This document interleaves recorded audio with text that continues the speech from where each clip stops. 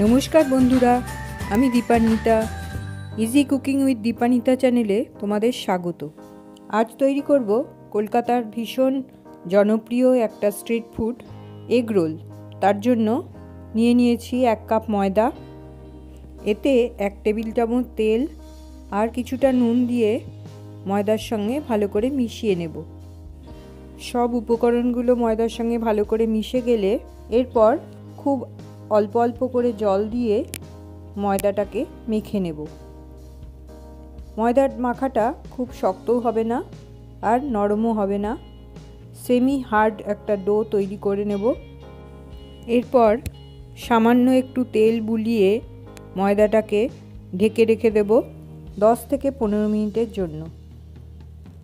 10-15 minute পর ময়দাটাকে আরেকবার একটু স্মুথ করে নেব। তারপর এর থেকে লেচি কেটে নেব। 1 কাপ ময়দা থেকে 3টে এগরোল তৈরি করা যাবে। এবার বলগুলোকে ভালো করে গোল করে স্মুথ করে নেব।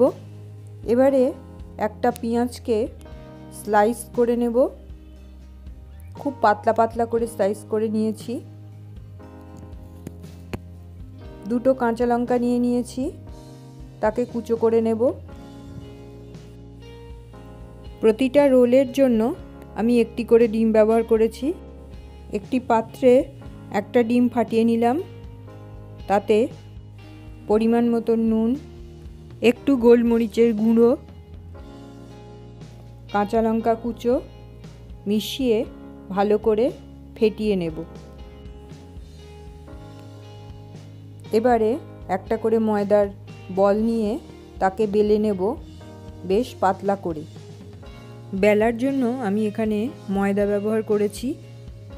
একটা রুটির মতন সাইজের বেলা হলে ওপরে কিছুটা তেল বুলিয়ে নিলাম, তাতে সামান্য ময়দা ছড়িয়ে দিলাম। এবার কাগজের হাত পাকা যেমন করে আমরা করে থাকি সেরকমভাবেই এই রুটিটাকে ফোল্ড করে নিলাম।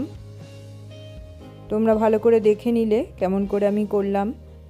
এবারে তেল দিয়ে বা ময়দা দিয়ে এটাকে আবার বেলে নেব। হালকা হাতে বেলতে হবে, তাতে লেয়ারগুলো ভালোভাবে খুলবে যখন এটাকে ভাজা হবে। এবারে একটা শুকনো চাটুতে এটাকে আগে একটু সেঁকে নেব। এরপর তেল দিয়ে দিলাম, তাতে আগে থেকে ফেটিয়ে রাখা ডিমটা দিয়ে দিলাম।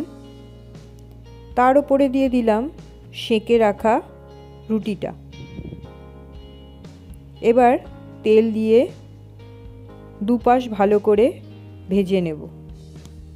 দুপাশ ভালো করে গোল্ডেন ব্রাউন হয়ে গেলে এটাকে তুলে একটা ফ্ল্যাট জায়গার ওপরে নিয়ে নেব। এবারে এতে দিয়ে দিচ্ছি আগে থেকে কেটে রাখা স্লাইস পেঁয়াজ, কাঁচা লঙ্কা কুচি, টমেটো সস ছড়িয়ে দিলাম আর দিলাম চিলি সস। কেউ যদি চায় এর সঙ্গে শসার কুচোও দিতে পারে।